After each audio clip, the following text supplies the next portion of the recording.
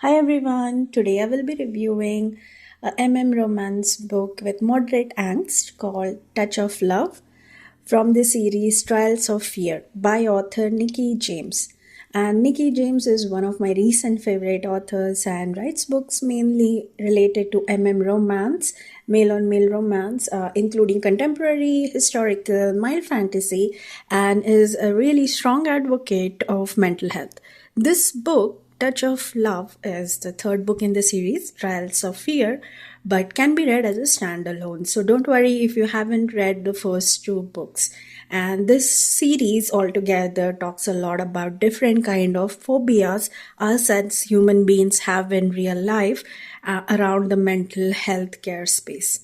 And please note this would be a spoiler free review. I will try not to spoil anything with respect to the storyline too much as possible. I'll try to keep the main aspects of it out of this review, so please stay tuned.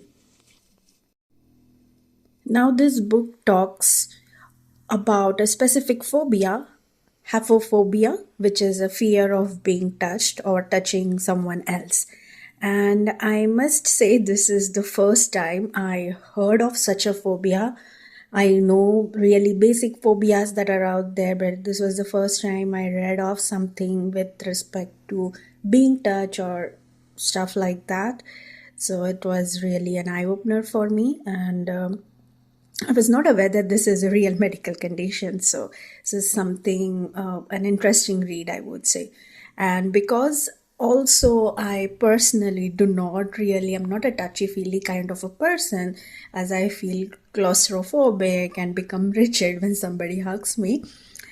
Even if my family members hug me. So it's something that I resonated with this book. So I really liked it in that sense, and hence this book just told me that I'm not alone, and it is okay to feel in such a way about being touched. So it's nothing abnormal or weird about it. Let's talk about the main characters. First, Raven, who is a transport delivery person and is also a singer in a band. Next, we have Ireland, who's a nurse and who is the main character who has haphophobia. Now, Raven as a character is in his early 40s, have lived a life of a gay man and have had relationships in the past and really wouldn't mind settling for something more permanent at this point in his life. He is very friendly and flirtatious by nature, is very kind and responsible individual. Through and through the book, you will see is just the kindest of them. And whereas Ireland as a character is one of the complex characters I have read, mainly due to his phobia, I think.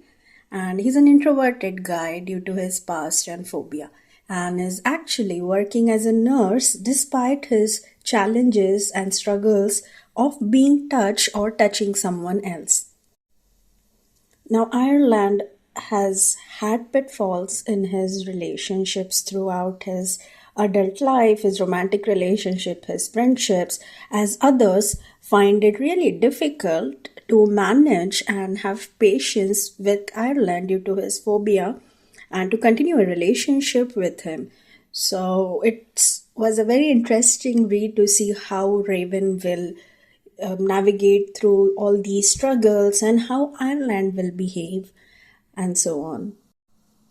The moment Raven's eyes land on Ireland, he really tries to get friendly, talkative, and so on with him, a little flirtatious, of course. Ireland notices it as well.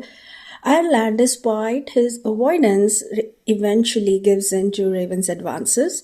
But as his world is full of challenges, no one wants to love him because he's broken like that. That's what he thinks, at least.